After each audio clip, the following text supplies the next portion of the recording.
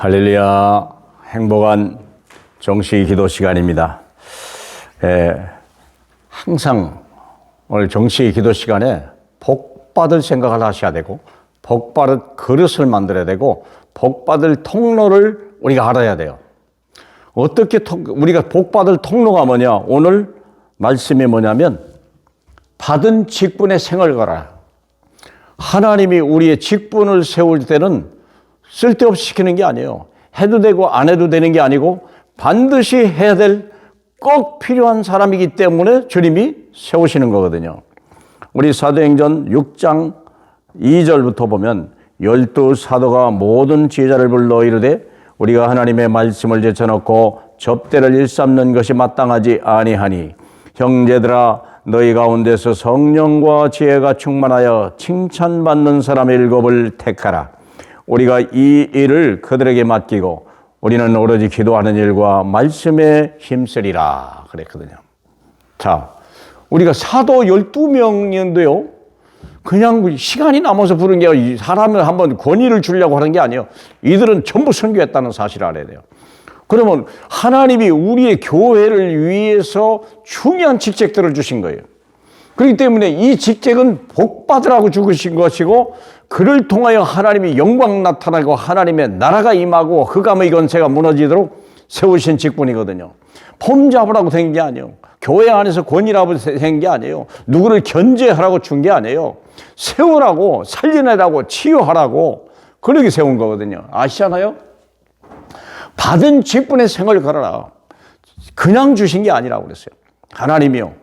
하나님이 큰 계획을 가지고 특별히 제일 중요한 게 우리 장로님입니다. 장로님들이라 장로를 알잖아요. 이 장로교회가 생긴 가장 근본은 중세 천주교회에서부터 거기서 반작용으로 생긴 거예요. 사제들이 모든 권세를 가지고 그들이 마음대로 하기 때문에 안 되겠다.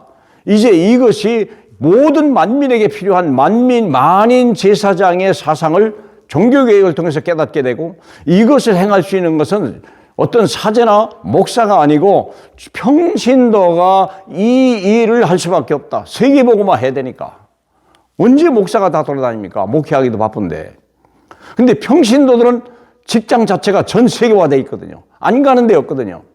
그래서 가장 중요한 기름 부어서 쓰는 분이 장로인데 평신도 사역의 가장 모델이 돼야 되는 거예요. 이게 장로님이에요. 이분들이야말로 정말 언약이 무엇인 줄 알고 이 언약이 성취되는 데다가 생을 걸어야 되는 거예요.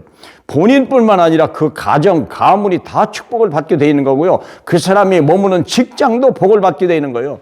복의 근원으로 불리는 거 아시지 않습니까? 아브라함을 부르신 게 같이 아브라함의 천하 만민이 너로 인하여 복을 받으리라.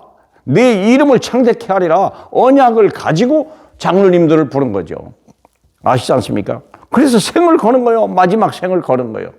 그리고 성도들에게 따라오라. 나를 본받으라. 내가 그리스도를 본받은 것 같이 너희도 나를 본받는 사람이 되라. 우리 장로님들은요. 당연히 그래야 돼요. 예배하는 거에서부터 삶에서부터 전도하는 거에서부터 헌신하는 거에서부터 모든 삶 자체가요.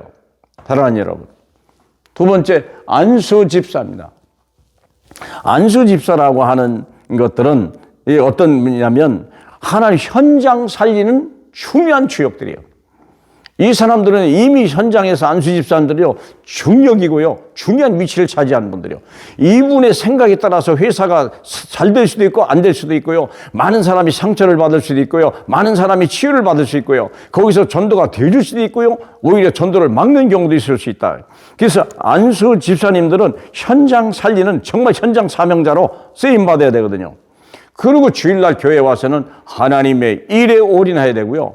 그리고 하나님의 재정까지도 책임질 만큼 그게 원래 집사라고 하는 자체가 그 모든 살림을 돌보는 거예요. 있는 재정 없으면요. 나머지 자기 집이라도 팔고 자기 삶을 통해서라도 모든 교회에 필요한 모든 걸 공급해야 되는 것이 안수 집사예요. 안수 집사예요. 회익이 단순히 돈 세고 그런 게 아니에요. 교회 재정을 책임질 수 있는 사람. 교회가 모자라면 필요한 것을 자기가 어떻게든 수단 방법 가리지 않고 다 세울 수 있는 사람. 그게 안수집사예요. 근데 현장에서 응답을 받아야 되겠죠. 당연히. 안 그러겠습니까? 그리고 거기에서 모델적인 응답을 받아야 돼요. 세 번째는 권사요. 시니어 데커네스라고 그러잖아요. 시니어 데커네스. 이런 사람들의 사명은 뭐냐면 목사의 보호자, 동역자, 그리고 식주인의 사명을 잘 감당하는 거예요.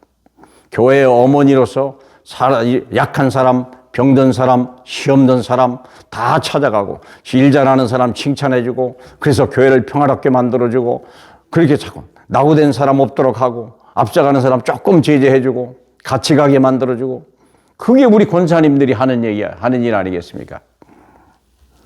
그리고 우리가 네 번째는 영산업인들이 뭐 할 거냐. 영산업인들이요. 이분들은 거의 엘리트라고 봐야 돼요.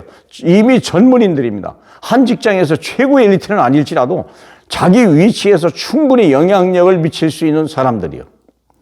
그래서 우리는 이런 사람들을 그래서 서밋을 바라보고 준비해야 돼요. 미래를 준비하고 더 중요한 건 이들에게 렘넌트를 맡겨야 되고 렘넌트를 키우는 사역까지 감당해야 돼요. 그래서 이분들의 생각과 새로운 그릇이나 이것들이요.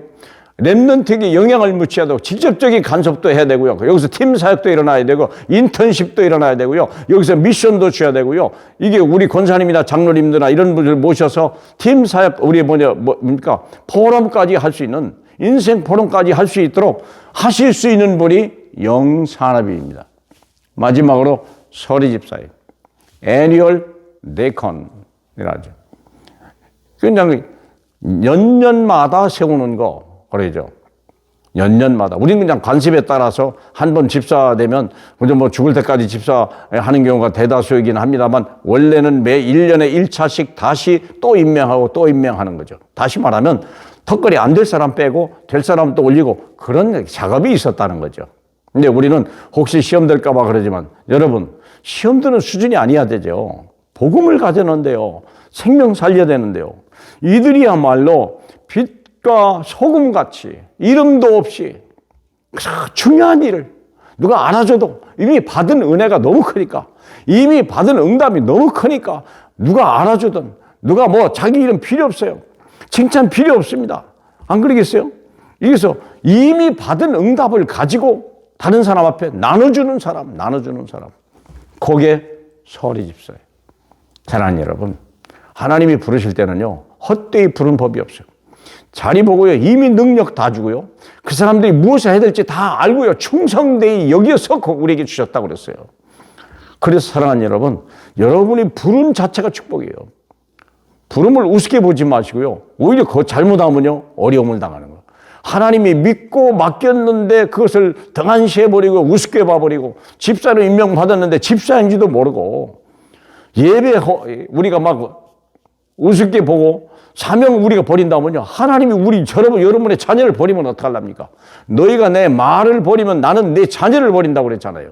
사랑하는 여러분, 오히려 축복을 받아야 되겠죠. 너로 인하여 천하 만민이 복을 받으리라. 이 복을 누리시길 바랍니다. 하나님이 축복하실 때 우리는요 아멘하고 헌신하시기 바라고 몸으로도 시간으로도 물질로도 영으로도 하나님 앞에 헌신하고 하나님이 축복하실 수밖에 없는 그런 귀한 직분자 되시길 주님의 이름으로 축복합니다. 할렐루야. 영광을 받으실 우리 주님, 우리를 충성되이 보고 하나님 귀한 우리 믿음을 보시고 우리를 부르시고 우리를 위하여 기도하시고 우리의 많은 기대를 가지고 행하신 주님, 우리의 삶을 통하여 내 자녀들이 제자들이 우리 렘넌트들이 더 힘을 얻고 더 크게 쓰임받을 수 있는 하나님 근원적인 축복으로 더하여 주시옵소서. 예수님 이름으로 기도합니다. 아멘.